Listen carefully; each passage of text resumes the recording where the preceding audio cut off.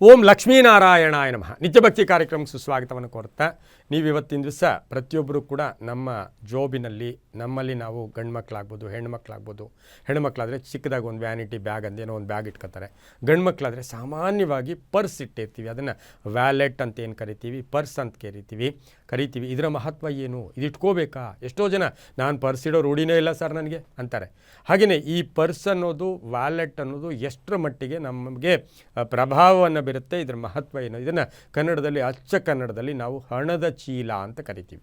ಹಣದ ಚೀಲ ಅಂತ ಕರಿತೀವಿ. ಇದು ಶುಭನ ಅಶುಭನ?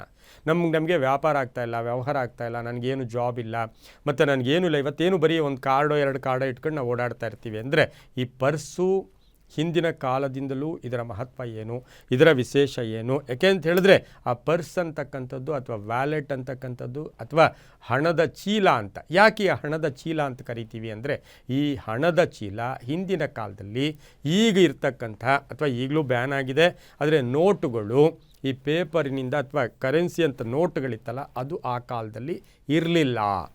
ಅದು ಬೆಳ್ಳಿಯ ನಾಣ್ಯಗಳಿರ್ಬೋದು, ಕೆಲವು ಕಡೆ ಬಂಗಾರದ ನಾಣ್ಯಗಳಿರ್ಬೋದು, ಹಿತ್ತಾಳೆಯ ನಾಣ್ಯಗಳಿರ್ಬೋದು, ತಾಮ್ರದ ನಾಣ್ಯಗಳಿರ್ಬೋದು. ಇವು ನಾಣ್ಯಗಳ ಚಲಾವಣೆ ಇತಿಹಾಸದಲ್ಲಿ ಹಿಂದಿನ ಕಾಲದಲ್ಲಿ ಇತ್ತು. ಆ ಸಮಯದಲ್ಲಿ ಏನು ಮಾಡೋರು, ಅದನ್ನು ಚೀಲದಲ್ಲಿ ಇಟ್ಕೊಳ್ಳೋರು. ಈ ಚೀಲದ ಪರಿವರ್ತನೆಯ ಭಾಗವೇ ಈಗ ನಾವು ವ್ಯಾಲೆಟ್ ಅಥವಾ ಪರ್ಸ್ ಅಂತ ಕೂಡ ಕರಿತೀವಿ. ಆವಾಗ ನಾಣ್ಯಗಳ ಬಳಕೆ ಇದ್ದಂತಹ ಹಿಸ್ಟ್ರಿ ಆಫ್ ಪರ್ಸ್ ಅಂತ ನಾವೇನು ಕರಿತೀವಿ, ಈ ಪರ್ಸ್ ಹೆಂಗೆ ಬಂತು ಅಂತ, ಆವಾಗ ಚರ್ಮದ ಚೀಲಗಳು ಬಳಕೆಯಲ್ಲಿತ್ತು. ಚರ್ಮದ ಚೀಲಗಳು ಕೂಡ ಆಗ ಬಳಕೆಯಲ್ಲಿತ್ತು. ಇನ್ನು ಈಜಿಪ್ಟ್ ಅಥವಾ ಗ್ರೀಸ್ ದೇಶಗಳಲ್ಲಿ ನೋಡಿದ್ರೆ ಸೊಂಟಕ್ಕೆ ಕಟ್ಕೊಳ್ಳೋರು. ಇತ್ತೀಚೆಗೆ ಕೆಲವರು ಒಂದು ಸಾರಿ ಬಂದು ಹೊಟ್ಟೋಯ್ತದು. ನಾವು ಯಾವುದೇ ವ್ಯವಹಾರಗಳು ಹಣ ಇಟ್ಕೊಳ್ಬೇಕಾದ್ರೆ ಒಂದು ಸೊಂಟಕ್ಕೆ ಬೆಲ್ಟ್ ಥರ ಹಾಕ್ಕೊಳ್ಳೋರು. ಇತ್ತೀಚೆಗೆ ಸ್ವಲ್ಪ ಕಡಿಮೆ ಆಯಿತು. ಆದರೆ ಹಿಂದೆ ನಾವೊಂದು 10 ವರ್ಷ ಹಿಂದೆ ನೋಡಿದಾಗ ಅದು ಜಾಸ್ತಿ ಆಗಿಬಿಡ್ತು. ಈ ಶಬರಿಮಲೆಗೆ ಹೋಗೋರು ಇರ್ಬೋದು, ಈ ಕೆಲವು ವಿಚಾರಗಳನ್ನು ಮಾಡ್ತಕ್ಕಂಥ ಪಂಚೆ ಉಟ್ಕೊಳ್ಳೋರು, ಆ ಪರ್ಸ್ ಇದನ್ನು ಅದು ಕಟ್ಕೊಳ್ಳೋರು, ಅಲ್ಲಿ ಪರ್ಸ್ ಇಟ್ಕೊಳ್ಳೋರು.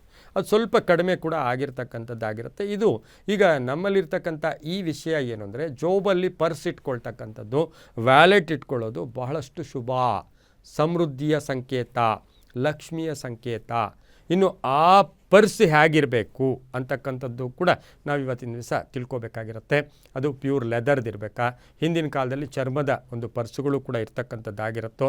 ಆಮೇಲೆ ಏನಾಯಿತು, ಬಟ್ಟೆಗಳಿಗೆ ಈ ಜೋಬ್ ಅಂತಿತ್ತಲ್ಲ, ಎಷ್ಟೋ ವರ್ಷಗಳ ಹಿಂದೆ ನಾವು ಇಟ್ಕೊಂಡಿರೋ ಕಿಸೆಗಳು ಅಂತೇನಿದೆ, ಕಿಸೆಗಳು ಅಂತ, ಈ ಜೋಬನ್ನು ಕಿಸೆ ಅಂತ ಕರೀತಾರೆ. ಉತ್ತರ ಕರ್ನಾಟಕದಲ್ಲೂ ಕೂಡ ಇವತ್ತು ಈ ಭಾಷೆ, ನಾವು ಅದು ಕಿಸೆ ಅಂದ್ರೇ ಅವ್ರಿಗೆ ಅರ್ಥ ಆಗೋದು. ಹಾಗಾಗಿ ಆ ಕಿಸೆಗಳು ಕೂಡ ಇರಲಿಲ್ಲ ಆ ಕಾಲದಲ್ಲಿ, ಅದು ಕೂಡ ಇರಲಿಲ್ಲ.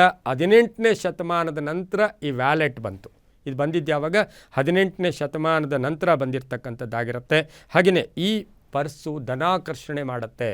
ನಿಮ್ಗೆ ಇವತ್ತೇನಿಲ್ಲ ಅಂದರೂ ಕೂಡ ಪರ್ಸ್ ಇಟ್ಕೊಂಡಾಗ ಅದರಲ್ಲಿ ಒಂದು ನಾಣ್ಯ, ಒಂದು 2-3 ನಾಣ್ಯಗಳಿಟ್ಕೊಂಡಾಗ ಬಹಳಷ್ಟು ಶುಭ ಆಗ್ತಕ್ಕಂಥದ್ದು, ಧನಾಕರ್ಷಣೆ ಆಗ್ತಕ್ಕಂಥದ್ದು.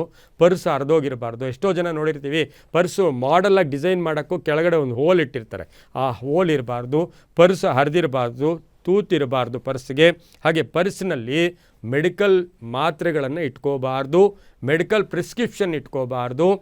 ಕೆಟ್ಟ ಸೂಚನೆಗಳು, ಯಾವುದೋ ಕೋರ್ಟ್ ಕೇಸ್ ಇದೆ ಅಂಥೇಳಿ ಅದರಲ್ಲಿ ಒಂದು ಲೆಟರ್ ಇಟ್ಕೊಂಡು ಅಥವಾ ಅದರಲ್ಲಿ ಅದನ್ನು ಗುರುತಿಟ್ಕೊಳ್ಳೋಕ್ಕೊಂದು ಚೀಟಿ ಇಟ್ಕೋಬಾರ್ದು. ಮತ್ತು ಹೋಟೆಲ್ ಬಿಲ್ಗಳು ಇಟ್ಕೋಬಾರ್ದು. ಆ ಪರ್ಸಲ್ಲಿ ಸಾಲ ಇದೀನಿ ಯಾರಿಗೂ ಅಂತ ಹೇಳಿಬಿಟ್ಟು ಅದನ್ನು ಲಿಸ್ಟ್ ಮಾಡಿ ಅದರಲ್ಲಿ ಇಟ್ಕೋಬಾರ್ದು. ಇವೆಲ್ಲ ಇಟ್ಕೊಂಡಾಗ ಏನಾಗಿರುತ್ತೆ, ಅದರಲ್ಲಿ ಧನಾಕರ್ಷಣೆ ಕಡಿಮೆ ಆಗ್ತಕ್ಕಂಥ ಸಾಧ್ಯತೆ ಕೂಡ ಇರುತ್ತೆ. ಇನ್ನು ಅನೇಕ ಫೋಟೋಗಳು, ಇದರಲ್ಲಿ ಒಂದು ಪ್ರಶ್ನೆ ಬರುತ್ತೆ, ನನ್ನ ತಂದೆ ತಾಯಿ, ನನ್ನ ಕುಟುಂಬದಲ್ಲಿ ಯಾರೋ ತೀರ್ಕೊಂಡಿರೋ ಫೋಟೋ ಇಟ್ಕೋಬೋದಾ ಅಂದರೆ, ಅದು ಮೇಲಿನ ಭಾಗದಲ್ಲಿ ಇಟ್ಕೋಬೇಕು. ಹಣ ಜೋಡಿಸೋ ಜಾಗದಲ್ಲಿ ಇಟ್ಕೋಬಾರ್ದು. ಹಣವನ್ನು ಮಡಿಚಿ ಇಟ್ಕೋಬಾರ್ದು. ಅದಕ್ಕೆ ಪರ್ಸ್ ಏನು ಮಾಡಿರ್ತಾರೆ, ಉದ್ದವಾಗಿ ಕೊಟ್ಟಿರ್ತಾರೆ. ಆ ಪರ್ಸಲ್ಲಿ ಹಣವನ್ನು ಏನೋ ಒಂದು ಉಪಯೋಗಿಸದೆ ಒಂದು 100 ರೂಪಾಯಿ ಇಟ್ಬಿಡಿ, ಅದು ನಿಮಗೆ ಎಷ್ಟು ಆಕರ್ಷಣೆಯನ್ನು ಕೂಡ ಮಾಡ್ತಕ್ಕಂಥದ್ದು. ಹಣ ಮಡಿಚಿರಬಾರ್ದು. ಇನ್ನು ಹಳೆಯ ಕಾಲದ ಹಣಗಳನ್ನು 1-2 ಇಟ್ಕೊಂಡ್ರೆ ಶುಭ ಕೂಡ ಆಗ್ತಕ್ಕಂಥ ಸಾಧ್ಯತೆ ಆಗಿರುತ್ತೆ. ಇನ್ನು ಬ್ಲ್ಯಾಕ್ ಪರ್ಸ, ರೆಡ್ ಪರ್ಸ, ಈ ಪರ್ಸ ಅಂದರೆ ಅದು ಡಿಪೆಂಡ್ ಅಪಾನ್ ನಿಮ್ಮ ಮನಸ್ಸಿಗೆ ಅಂತ ಹೇಳ್ತಾ, ಒಟ್ಟಾರೆಯಾಗಿ ಪುರುಷರು ಪರ್ಸನ್ನು ಇಟ್ಕೊಳ್ಳೋದು ಶುಭ, ಭಾಳಷ್ಟು ಒಳ್ಳೆಯದಾಗುತ್ತೆ. ಅದನ್ನು ಇಟ್ಕೊಂಡು ನೋಡಿ, ನಿಮಗೆ ಆದಷ್ಟು ಧನ ಆಕರ್ಷಣೆ ಆಗುತ್ತೆ ಅಂತ ಹೇಳ್ತಾ, ಎಲ್ಲವೂ ಕೂಡ ಸನಾತನ ಸಂಸ್ಕೃತಿಯ ನಂಬಿಕೆಗಳು ಅಂತ ಹೇಳ್ತಾ, ಸರ್ವೇ ಜನ ಸುಖಿನೋ ಭವಂತು, ಸಮಸ್ತ ಸನ್ಮಂಗಳಾನಿ ಭವಂತು.